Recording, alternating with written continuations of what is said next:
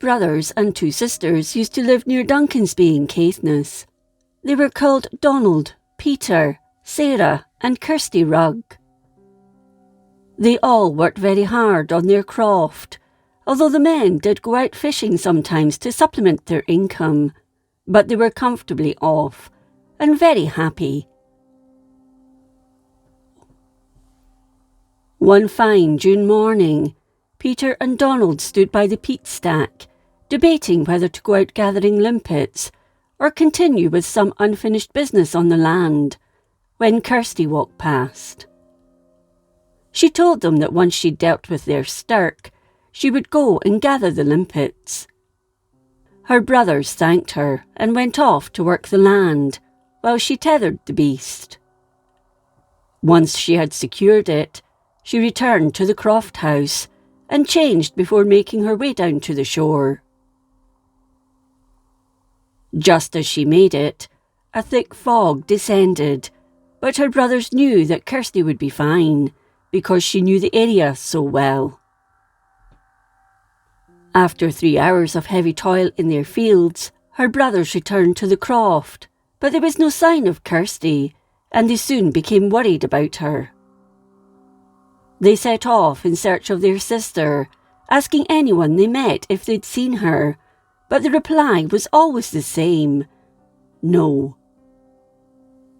They had thought she may have gone over to the island of Stroma, but they discounted it, for most of the islanders were on the mainland that day, cutting their peat to take back home on their boats.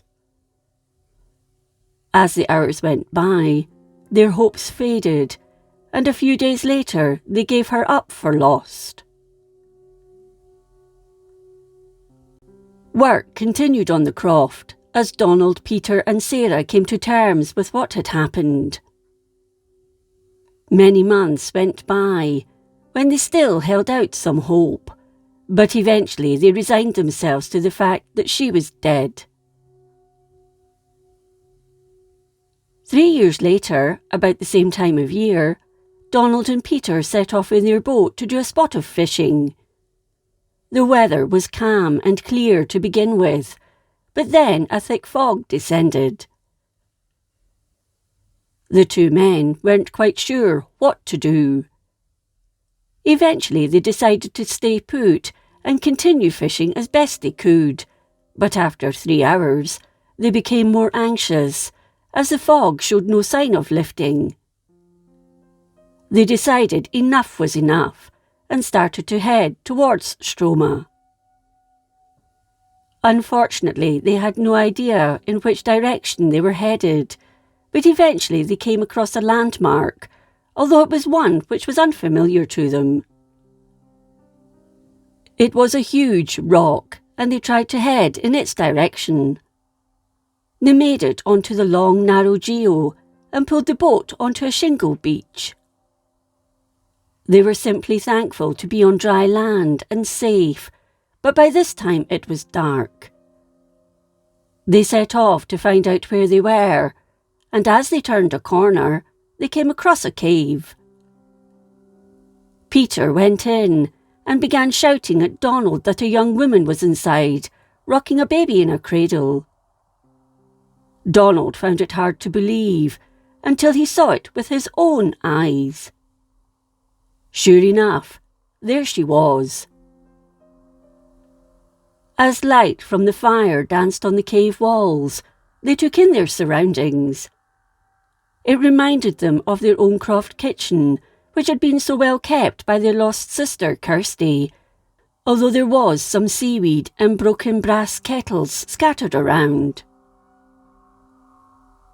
Just as Donald was about to speak to the young woman, he heard a noise from the entrance of the cave, and when he and his brother turned towards the noise, they were astonished to see a giant seal coming into the cave. The seal ignored them and headed straight for the young woman, laying down some young cod he'd caught for them. Then he disappeared round a corner. The 2 brothers still said nothing, standing like statues as they watched.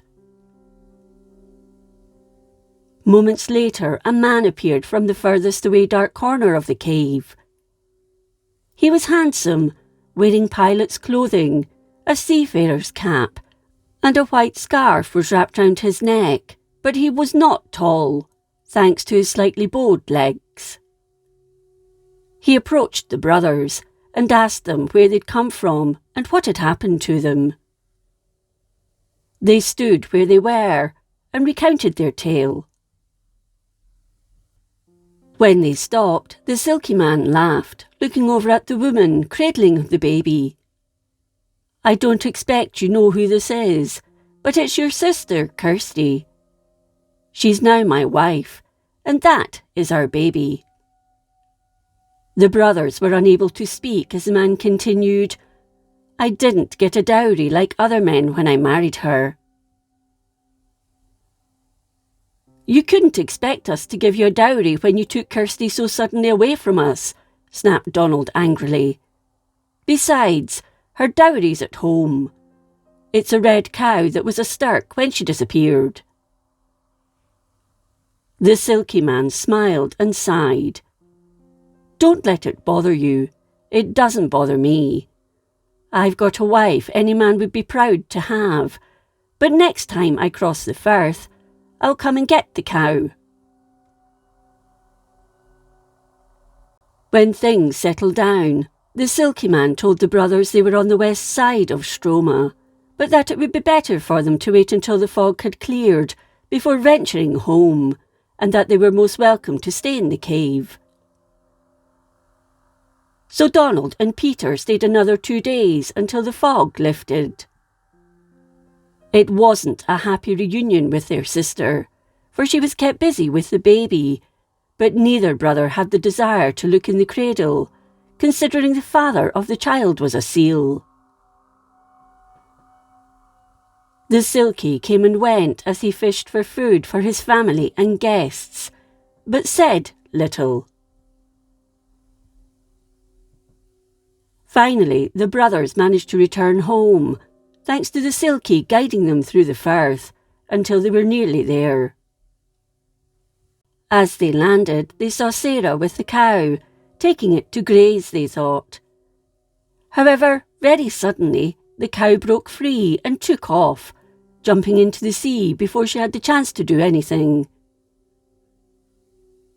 Sarah came to them, overcome with emotion that she'd lost their cow, but she explained it seemed to get some kind of unnatural strength from somewhere, and there was nothing she could do to stop it.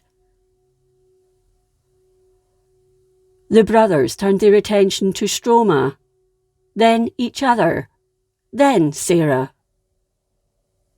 "Don't worry about it. That cow's always been trouble since Kirsty was taken."